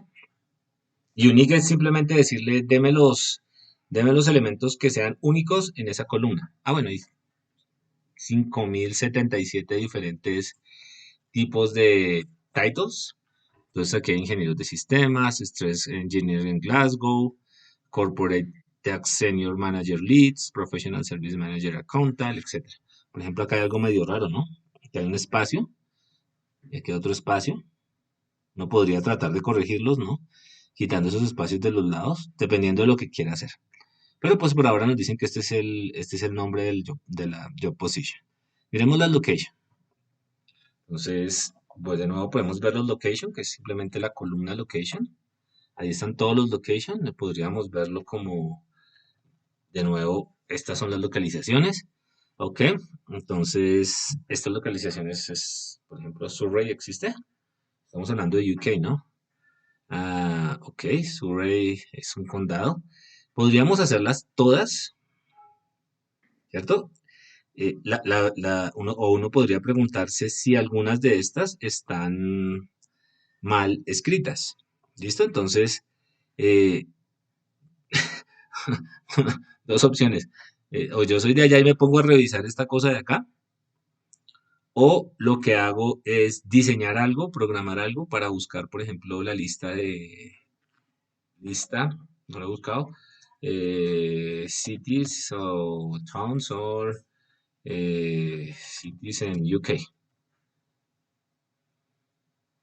Entonces, aquí está la lista de ciudades en UK. Imagino que está acá. De alguna manera podría intentar sacar esta data o buscar una data estructurada y comparar, hacer un código que me compare para ver si estas cosas de acá, todas estas listas de acá, están, todas estas ciudades que están nombrando acá, están acá. ¿Listo? Entonces, como este ejercicio, ay, ¿dónde tengo esto? Ay, ¿dónde está? Voy a hacer trampa porque yo sé cuáles no están acá. Entonces, miren que aquí está Surrey, que está bien escrita, pero por acá hay un Surrey, que me imagino que se refiere a este Surrey de acá. Entonces, aquí hay un error, que fue de spelling. Entonces, la idea es que este error no se me vaya, ¿no? De nuevo, ¿cómo yo me pillo que esto es Surrey y no es Surrey? Si yo no tengo el contexto claro de que estos son ciudades en UK y no hago algo, que no lo voy a hacer acá, pero un poco más elaborado para ver si la calidad de los, si están bien escritas, pues nunca me va a poder pillar eso. Entonces, aquí hay unas que están mal escritas, Nottingham, Leeds, Oxford y Leeds. ¿Listo? Entonces, por ejemplo, este Leeds es Leeds. Lo que puedo hacer es reemplazar. Ahí se trampa, no, porque no, digamos, se supone que ya verifiqué que todos estos datos de acá fueran consistentes. Eh, una cosa que podría hacer tal vez es lo siguiente. Venga, a ver si me ocurre antes de hacer esto. Sort. eh, yo voy a hacer esto constantemente porque siempre se me olvida. Sort. Ascending Python. em, Creo que es sorted, profe. Creo que es sorted. yo, O- sort values, dice acá. ¿Un método? Mire, entonces yo podría imprimir esto. Y puedo decirle sort values y le hago un unique. Y acá ahora sí puedo ver. Mire. Entonces, sin saber mucho, yo sé que Aberdeen y Aberdeen son diferentes. Abingdon, Accrington, Alcester, Leicester, bla, bla, bla, bla, bla. Entonces, por acá debe estar, como ya están ordenados, pues me queda un poco más fácil pillarme esos errores. Es una manera de hacer esto. Pero ese es aquí. Nottingham y Nottingham. Tan cerca, ¿no? Pues por lo menos es un método medio. Ustedes me dirán, pero esto es muy artesanal, pero pues así es la vida que puedo hacer. Si ustedes ya, una vez uno automatice esto y ustedes ya saben que esto viene así, pues ustedes sí ya se pueden hacer un script. Pero en esto se le gasta un montón de tiempo. Listo, entonces, de nuevo volvamos acá. Pero una pregunta. Dígame. ¿Y qué pasaría donde fueran nombres? ¿Yo cómo puedo reconocer que un nombre estuvo bien o no estuvo bien escrito y que Eso no es correspondían a súper, la misma súper, ubicación? súper. Ese es el tipo de preguntas que le hacen a uno, que hacen en los foros y estas cosas. O sea, en la práctica es muy, muy, muy complicado de hacer. ¿Listo? O sea, por ejemplo, porque eso depende, o sea, ¿dónde está la razón de que eso sea complicado? Que todo lo que son nombres dependen básicamente de una semántica.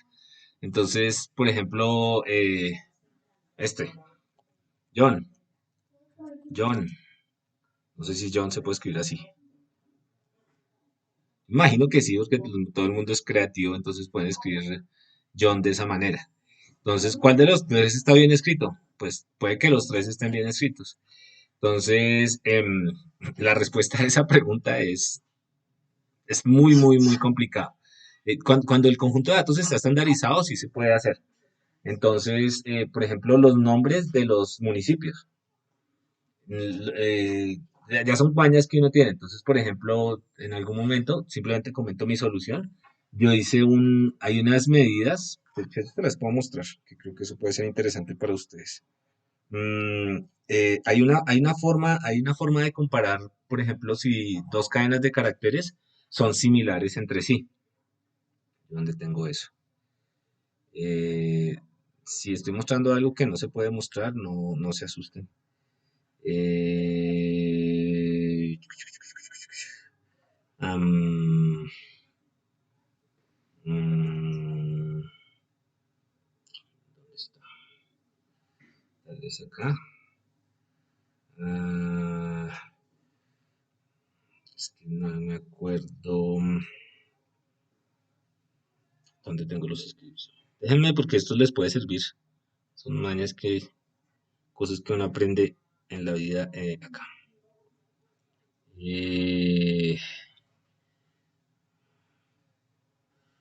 No. No.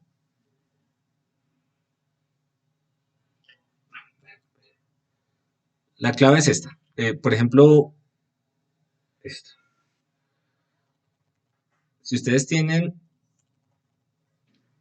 esto, Bogotá, Bogotá, Bogotá, Bogotá, DC, pues esto se está refiriendo a una sola ciudad que puede ser, por ejemplo, Bogotá. Entonces, ustedes pueden calcular una métrica, una distancia, alguna forma pueden tener alguna forma de calcular la distancia entre esto y esto. Entonces, comparing strings o distance between strings. No quiero ponerme a abrir todo ese montón de esta. Entonces, por ejemplo, hay métricas particulares. Esta creo que es la que yo uso, la distancia de Levenshtein. Entonces, la distancia de Levenshtein son cosas de teoría del lenguaje, pero digamos, no se las voy a describir porque la verdad ni me acuerdo cómo funciona bien. Yo la programé y la tengo ahí.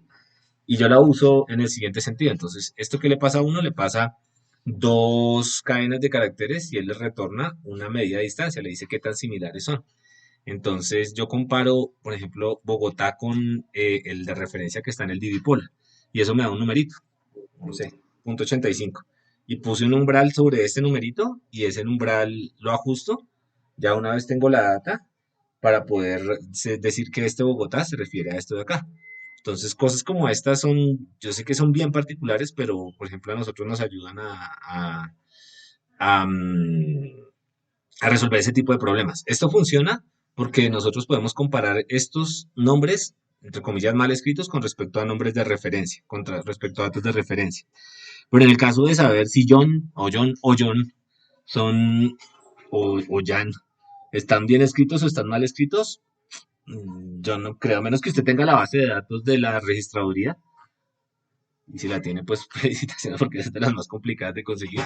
No creo que se pueda hacer. Igual podría tener nombres extranjeros bien extraños.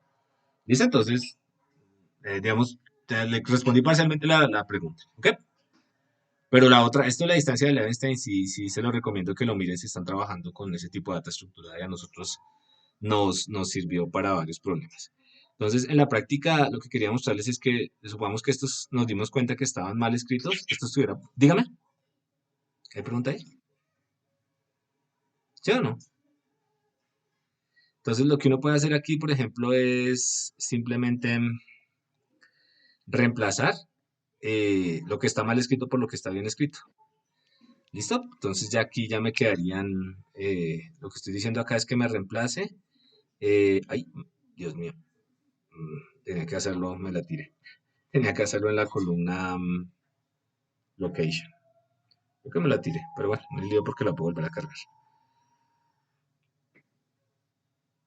Ahí cuento y esto en la columna location. Listo, entonces ahora la columna location, yo ya ahora sí puedo preguntar si hay alguna entrada que diga Sure. En su posición task.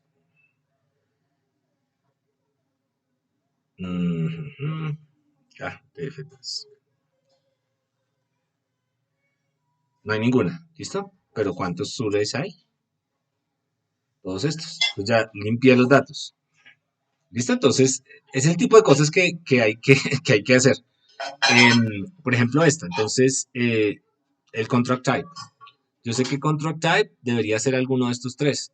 Verifiquemos en la data si es alguno de esos tres. ¿Cómo lo puedo hacer? Pues simplemente df part 1, df task 1, task 1, de su posición, y quiero ver qué entradas únicas tengo. Yo tengo not available, full time and part time. Sin embargo, aquí me dice que esto no lo quiero así, sino que lo quiero de esta manera, full time, part time and no specified.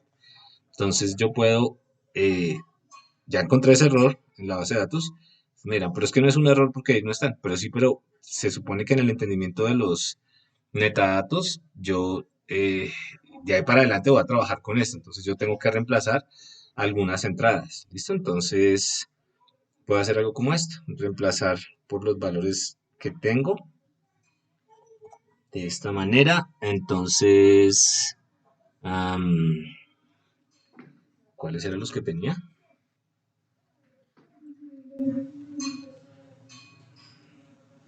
Not available, full time and part time. Entonces, not available debería ser como non-specified, tal vez. ¿Sí? Full time es full time con rayita en la mitad. Y part time es part time con rayita en la mitad.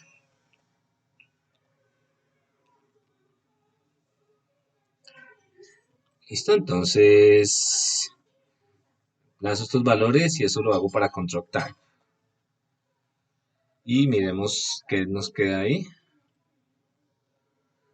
Ahora sí lo tenemos, ¿no? Entonces lo pusimos en el formato que necesitábamos. No hay nada raro. Lo que estoy haciendo son cosas triviales, pero es simplemente para ilustrar el tipo de cosas que toca hacer. Compañía, pues es la compañía, la categoría, el salario. Entonces, el salario deberían ser números. Entonces, miremos, por ejemplo, qué tipo de dato es la columna salario.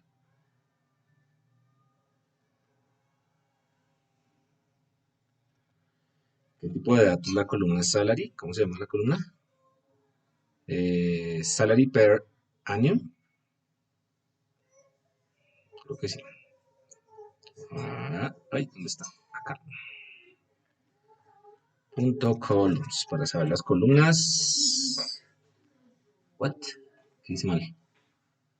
Ah, listo. Entonces, así es mejor.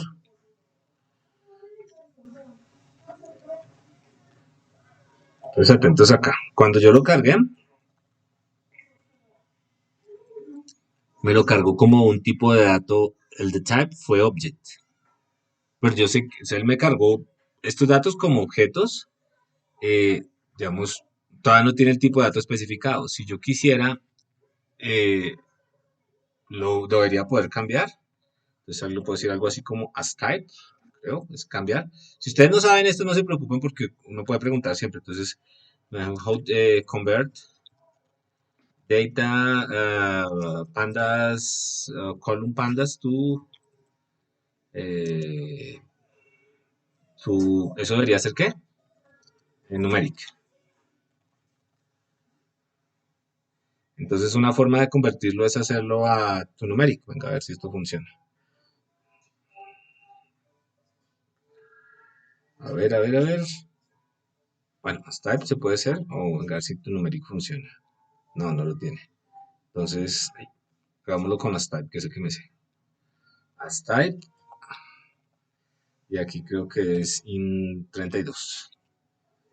No es as type. Segundo acá. Lo voy a tener por acá. En la tarea que está haciendo. Lo tengo acá. La idea es verificar si en esta columna nosotros tenemos números o no. Entonces voy a convertirlo. Es que sin la raya. Voy a convertirlo y ver qué pasa. Voy a intentar convertirlo y ver qué pasa. Resulta que aquí hay un 30K. Entonces, ¿qué pasó ahí? Esta data de acá tenía un 30K. ¿Por qué? Porque de pronto alguien, cuando escribió, ¿qué? Alguien cuando escribió, en vez le preguntaron el salario, el dato no estaba bien parametrizado cuando lo introdujo y le quedó el K. Entonces, obviamente esto se refiere a 30.000, ¿cierto? Pero pues él no sabe que esto es 30.000, entonces pues a alguien le toca hacerlo y ese alguien soy yo. Entonces acá hay un pedazo de código para eso. Ya les muestro qué es ese código. Entonces, ese es un problema de cómo se especificó la data, ¿no? Ese código lo único que hace es preguntar si termina en K y si termina en K, reemplazarla acá por los 3 ceritos y después convertirlo a un entero. Y me crea una nueva columna, que podría ser la misma, con el salario que ya se tenga. ¿Listo? Entonces, si yo pregunto, si yo veo esta columna acá, ¿cómo era que lo hacíamos? Vale, as type. Si yo intento ahora convertir esta nueva columna,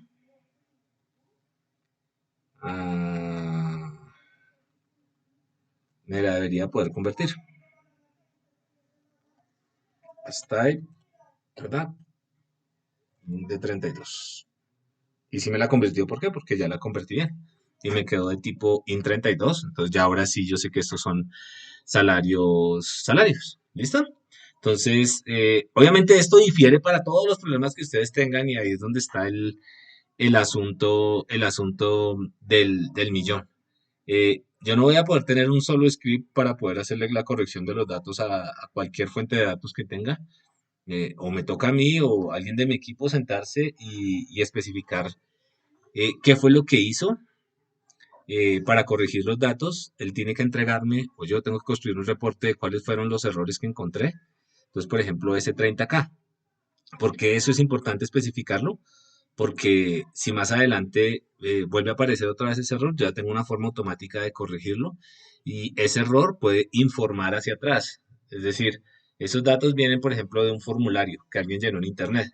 Entonces, si yo le digo, mire, ustedes tienen que parametrizar mejor ese campo porque ese dato que nos está llegando con un K y eso no tiene sentido para un salario. Entonces, esa es la idea cuando hablábamos de las siguientes etapas. Listo, entonces aquí usted puede hacer varias cosas. Aquí había uno con websites. Espere que por aquí yo tengo el pedacito de código que hacía eso.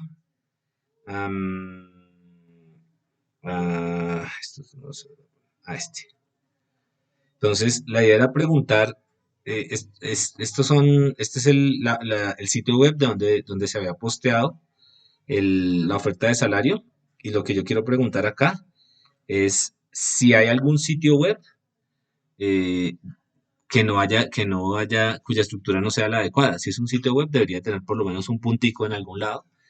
Y si no tiene ese punto, entonces yo puedo establecer una regla.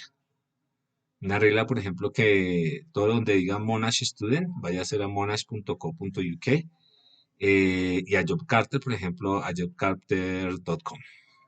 Entonces yo podría reemplazar de nuevo esas columnas y mejorar los datos. ¿Ok? Entonces, eso es, digamos que la idea básica. De nuevo, resumiendo, esto de acá sale del entendimiento de los datos y de lo que ustedes quieren hacer con los datos. Y en la práctica hay que hacerlo por base de datos, ¿no?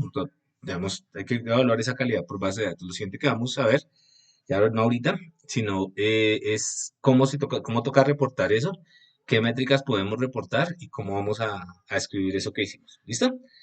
Ok. Entonces, preguntas de esto.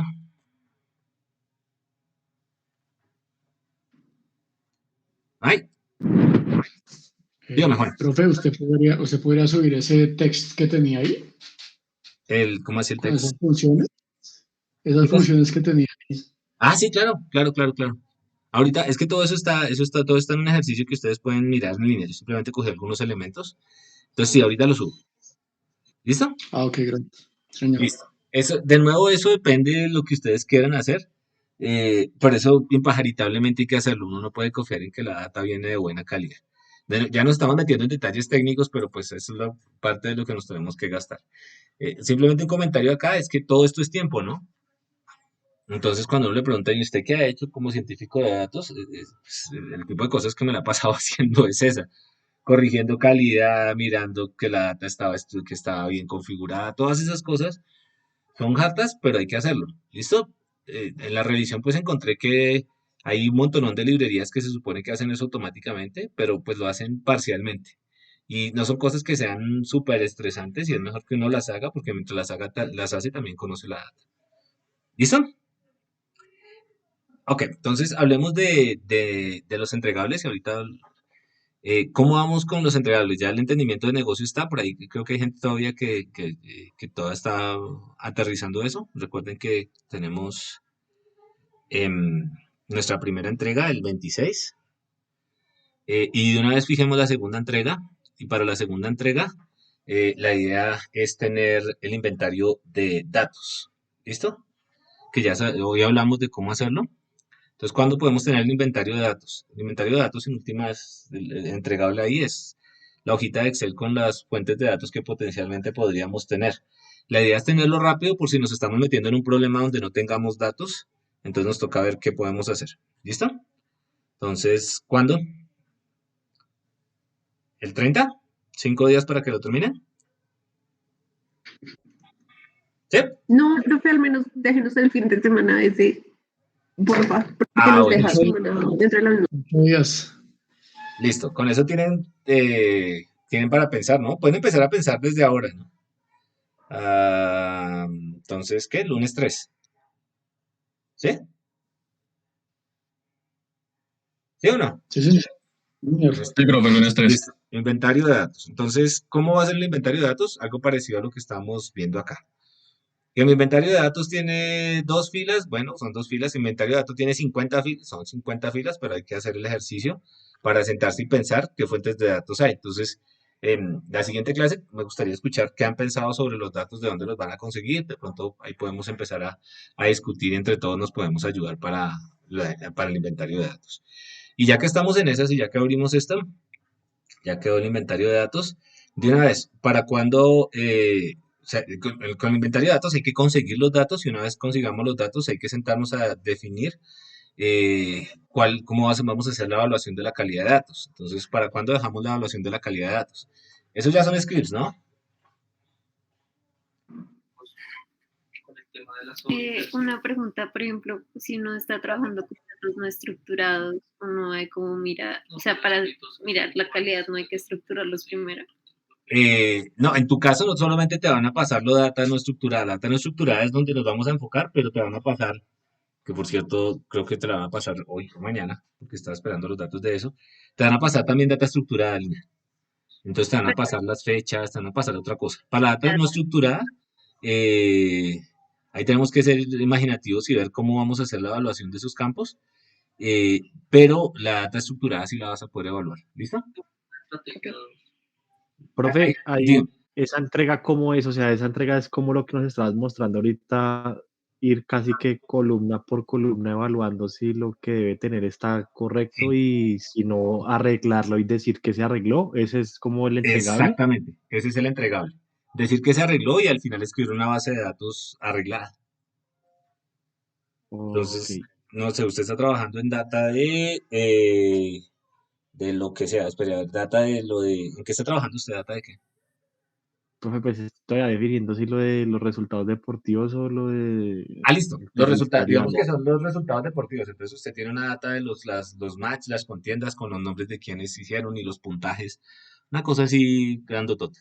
Entonces, por ejemplo, eso es por categoría, ¿cierto? Entonces supongamos que una regla ahí que uno debería verificar es que hombres y mujeres no se enfrenten, ¿no? Me imagino que esa es una Sí. regla que uno podría verificar. Obviamente la data también es suya, entonces usted tiene la ventaja de que usted ya la generó de manera estructurada, pero hay gente acá que le llega data, el administrador de los datos o el dueño de los datos se la dio y le dice, tome, vaya, regrese. Profe, Diga. sí, una pregunta ahí. Digamos que en algún caso uno no tiene como, no puede descargar la tabla de ningún lado, los datos de ningún lado, sino que tiene que hacer como un scrapping, como decía algún compañero, Ujú, o sí, jalarla de algún lado, pero cuando uno la toma de algún lado, la tiene que organizar ahí mismo, porque está como haciendo el scrapping o ujú. sacándola de algún lado. Entonces, más o menos la va organizando de una vez ahí en ese caso, ¿cómo sería esta parte? Porque al conseguirla la está como organizando de una Ah, vez. ok, listo. Ahí entonces en esos casos, a mi juicio, debería haber algún script. O sea, la idea es Que que lo eso sea algo organiza. que lo organiza y eso está Ok. en la parte de adquisición de datos. Digamos que en el caso más sencillo a mí me dan las basecitas de datos Excel y lo que me dan son los archivos y ya de ahí arranco. Pero hay casos donde me toca arrancar un poquito más atrás. el espíritu de todo esto es que, y se los digo de entrada, que lo que uno haga, no sé qué, o sea, lo que uno haga quede documentado para después poderlo volver a utilizar. ¿Ya? Ok, más o Es, menos eso, entonces el entregable es de donde surgen los datos, cómo yo los llevo a ujú, una dataset coherente pues, y sin errores. exactamente. Entonces, por ejemplo, lo que usted está diciendo, usted nos mostraba unas páginas la vez pasada De de resultados, sí. resultados. Entonces, por ejemplo, ese es un conjunto de datos, ¿no? Y ese conjunto de datos Sí, debería estar en su inventario. Y sí, entonces y uno debería describir el inventario y de dónde salió. Y es de la Federación Internacional de no sé qué. Entonces, si hay dos sí, federaciones, si hay dos páginas con dos federaciones, entonces hay que especificarlo en el inventario de datos. ¿Listo? Cuando se haga la parte de adquisición, usted va a tener que bajar la página, hacer el scrapping, es decir, estructurar esa data. Y eso, la idea es que también quede reproducible. ¿Qué? ¿Cuál es el sí, asunto? ¿Cuál es el asunto? Piensen ustedes en un sistema automatizado que haga eso. Entonces ustedes, si es automatizado, quieren la menor intervención del científico de datos. Y como el científico de datos es el tipo que conoce la estructura de los datos y él es el que los organizó, como usted me está diciendo de cierta manera, la idea es que eso quede en unos métodos que estén más o menos organizaditos de tal manera que cuando se haga el deploy del sistema se pueda coger eso que usted hizo, la estructura y esas cosas, y meterlo dentro de algún método o alguna funcionalidad para que se pueda meter en un pipeline de procesamiento. ¿Listo? listo, profe. Es eso, esa es la intención. Y Sí, porque a veces uno hace cositas a mano, tratar de hacer cosas a mano acá no va a ser, es preferible que el código nos quede re feo, es preferible que se demore 10 minutos corriendo y no hacer las cosas a mano. ¿Listo? Entonces, yo sé que algunos van a tener dificultad por lo que no están tan acostumbrados a programar, pero es parte de lo que tenemos que hacer como buen hábito. Y después nos vamos a dar cuenta que pues esa barrera la vamos a ir superando, pero lo que nos va quedando, sí nos va quedando para posibles proyectos. Listo, listo, gracias por la pregunta. Entonces, ¿cuándo dejamos la siguiente entrega? Profe, una pregunta. Dígame. Si la data es no estructurada como las imágenes, hay que... Listo. Cuando usted tiene data no estructurada, entonces usted pregunta que esa data con qué viene. Entonces, por ejemplo, es muy común que en la data estructurada, le voy a mostrar data no estructurada de la que nosotros trabajamos. Entonces, y así se bajan muchas bases de datos de data no estructurada dependiendo del problema. Es esto. Entonces, ¿qué es esto? Adivine dónde viene la metadata. ¿De Facebook? La metadata ¿Qué es viene eso? aquí en el título. Estos son datos que construimos nosotros para un experimento de medida de turbidez. Pero la metadata son estos datos que están acá. Esta es la cantidad de turbidez que hay. Y este A y este B se refieren a dos pruebas que hicimos. Entonces, eso es muy común cuando la data no es estructurada, pero es que la data, en imágenes, la data, o sea, no es que usted coja, no es que usted vaya a tener los archivos y los tenga nombrados de una manera así aleatoria ni nada. Los nombres de los archivos vienen con la estructura que usted necesita. ¿Listo? Ok, Ok, ok. entonces, si usted se baja una base de datos de imágenes, la que sea, generalmente van a ir así. Si le dan una base de datos, usted igual le va a tocar estructurarla. Si solo le mandan las imágenes, usted igual le va a tocar estructurarla. Les voy a mostrar, por ejemplo, con ejemplo se ve mejor. Profe, si es de sonido, si es de audio, también hay forma de transformarla. De nuevo, el audio no es más que una matriz, pero usted debería tener data que lo acompañe. Entonces, ¿cómo era que se llama este man? Frailejón. Frailejón. No, este loco es. Ya se me olvidó. ¿El de Carlos, profe? No, sí, creo que es el de Carlos, pero no me acuerdo. No, Carlos, Eh, es otro proyecto. En últimas, lo que quiero decirles es que ustedes les pueden dar los datos. Por ejemplo, nosotros trabajamos con biólogos y los biólogos nos compartieron unos datos.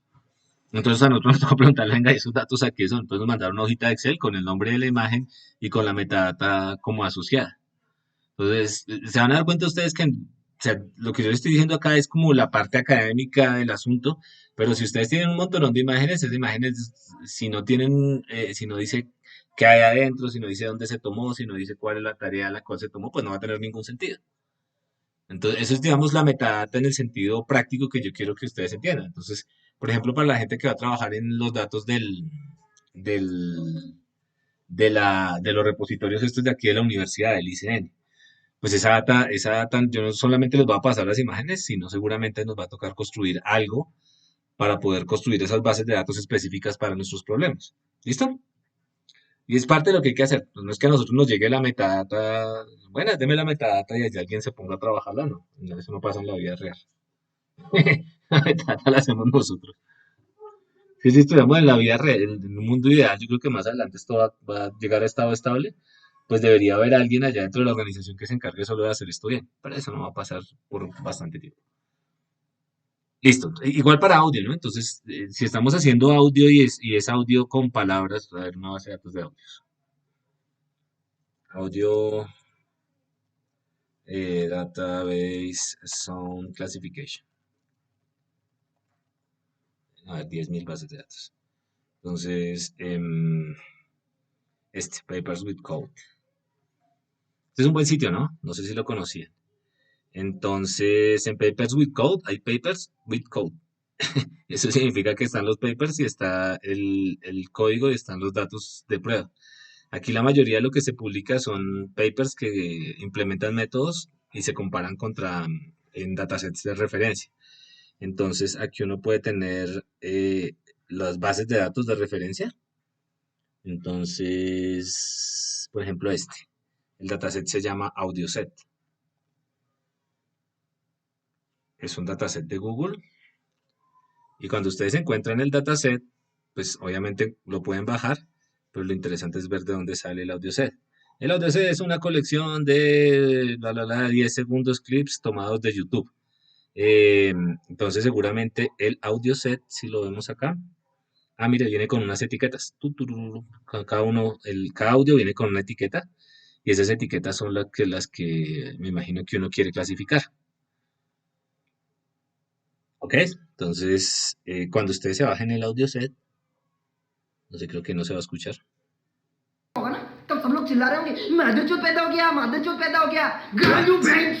Eso está en, eso está en hindú.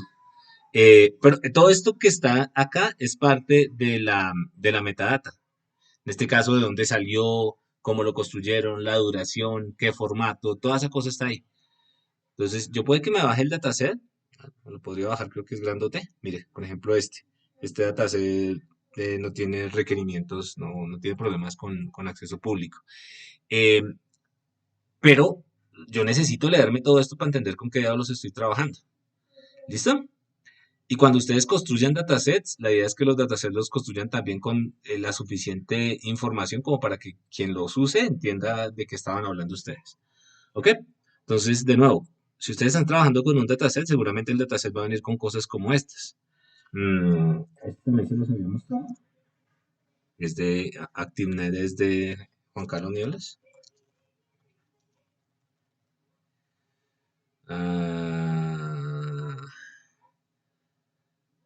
ActivityNet es que se llama el dataset. Entonces, Juan Carlos tiene aquí unos datasets. Entonces, este es nuevo, este no lo conocía. Action Genome. Y aquí debe estar el dataset. Acciones humanas, no sé qué, no sé qué. Y aquí dice el dataset. Y el dataset de hecho tiene su publicación asociada. Y aquí le cuenta a uno qué diablos es el dataset. Yo también se los conté en algún momento que todo esto había migrado y, por ejemplo, la sola construcción de los datasets ya es un problema grandote. ¿Por qué? Porque construir un dataset no es trivial. Y, por ejemplo, ya en dominios tan especializados como visión por computador, eh, poner gente a que etiquete con una estructura particular, eso es un montón de trabajo. ¿Se acuerdan lo que les conté también de Juan Carlos Caicedo? Que Juan Carlos, amigo que trabaja en Harvard, que, que tiene un paper en Nature donde lo único, no lo único, lo que hizo fue construir un dataset y ponérselo a un montón de equipos, como 3.000 equipos que competían para poder resolver una tarea. Eso es, digamos, tiene un montón de cosas. Pero en general, lo que hay acá, todo esto que está contando acá es la metadata de la cual hablábamos ahorita. ¿Listo? ¿Más preguntas? Ay, eso los perdí. ¿Dónde están? Así existen. ¿Escuchan? Sí, Sí, profe, señor. sí. Ah, no es que no veo, no los veo. Uy, sé que están ahí, pero no los veo. Listo, ¿más preguntas? Ah, ya los vi. ¿Ok? ¿No hay más? Entonces, por ahí hay algunas personas que me pidieron unos tiempos. Voy a tratar de sacar el viernes de nuevo por lo menos una horita para que nos reunamos y trabajemos en los que todavía están como con dudas en el proyecto. ¿Listo? Entonces, la tarea sí para que vayan echándole cabeza es pensar qué conjuntos de datos les podrían servir para poder resolver sus problemas. eh, Echarle ya una mirada al conjunto de datos, entender qué es lo que hay y si pueden ir avanzando en estas entregas. Entonces, quedamos solamente con una entrega que fue la entrega del inventario de datos. ¿Listo? Y después fijamos la otra. ¿Señor? Profe, ¿usted me puede regalar 5 minutos? Sí, claro. Profe, a mí también. Listo. Pues, listo, entonces, pues demos por terminada la clase, ya paro la grabación y hablamos. Profe, esas entregas se hacen por Classroom, ¿verdad? Sí, en el GitHub. Todo tiene que quedar en el GitHub. Gracias. Suyo, ¿no?